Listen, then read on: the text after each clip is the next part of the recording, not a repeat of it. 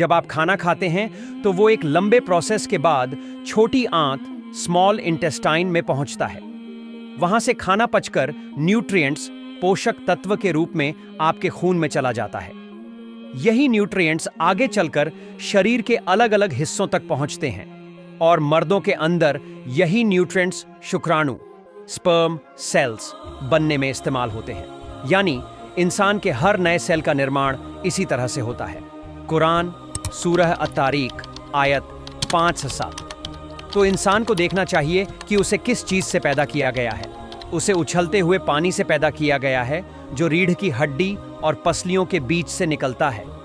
यहाँ between the को छोड़कर बैकबोन एंड द रिब्स का अरबी शब्द सुल्ब और तराइब जो इंसानी शरीर के उस हिस्से को दर्शाता है जहां से प्रजनन के लिए जरूरी तत्व तैयार होते हैं। और आधुनिक साइंस के मुताबिक ये न्यूट्रिएंट्स डाइजेस्टिव सिस्टम से होकर खून में जाते हैं और वहीं से टेस्टिकल्स तक पहुंचते हैं।